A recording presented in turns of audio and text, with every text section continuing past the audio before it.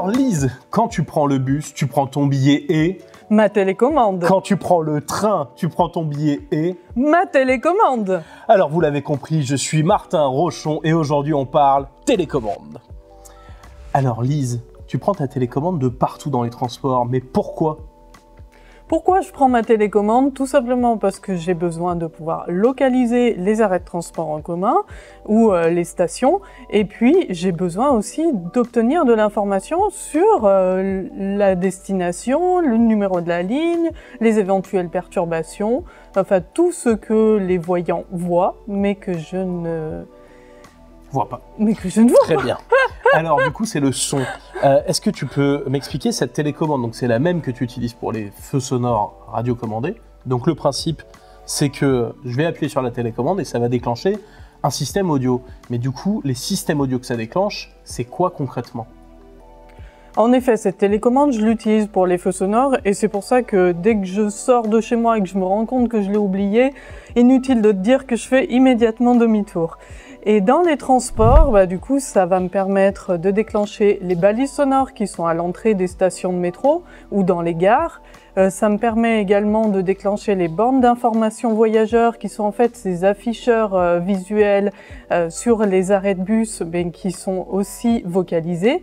Et ça me permet de déclencher la girouette sonore qui est en fait un haut-parleur à l'intérieur du bus, enfin dans la carrosserie, qui annonce le numéro du bus et sa destination. Donc tout ça, ça me permet de prendre les transports en commun en autonomie.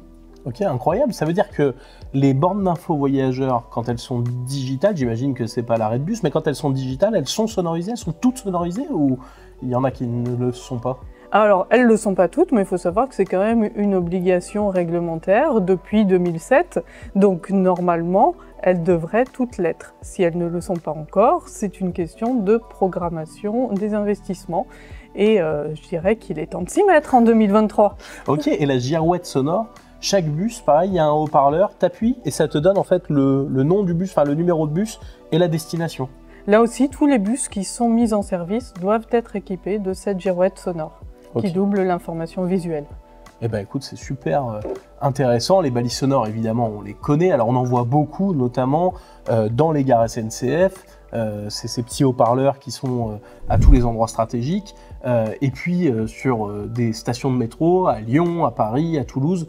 C'est vrai que ces balises sonores, elles servent à identifier l'entrée de la station, avoir le nom de la station et puis j'imagine t'orienter aussi dans la station. Ben oui, comme tu l'as dit, ça permet de repérer les endroits stratégiques, donc les entrées, les sorties, mais aussi les guichets d'information, la billetterie, les bornes d'appel. Enfin, tous ces endroits, finalement, on va aussi pouvoir trouver un relais humain et poser une question, se faire aider éventuellement et prendre son billet ou tout ce qu'on a besoin de faire dans les transports finalement. Ok, ça veut dire que le son, avec la télécommande, simplement en déclenchant un haut-parleur, on a accès à de l'information et ça c'est suffisant pour être autonome dans les transports, au moins dans l'orientation et l'identification des endroits où tu dois te déplacer. Voilà, en tout cas, ça donne un premier niveau d'information qui est essentiel pour l'autonomie. Ensuite, bien sûr, on peut aller plus loin avec d'autres équipements comme les bandes de guidage, comme une application mobile de guidage comme Evolity par exemple. Ce sont des solutions qui permettent d'aller plus loin. Mais la balise sonore offre déjà un premier niveau d'information qui permet déjà une très bonne autonomie. Eh ben, merci beaucoup Lise pour ces informations.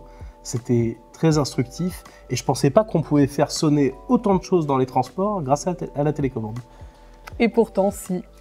Merci Lise. Merci Martin. On se retrouve très bientôt pour de nouvelles innovations. En France, on a plus de 350 000 balises sonores qui équipent plein d'endroits différents et dans les transports, les solutions industrielles existent, il n'y a plus qu'à les déployer.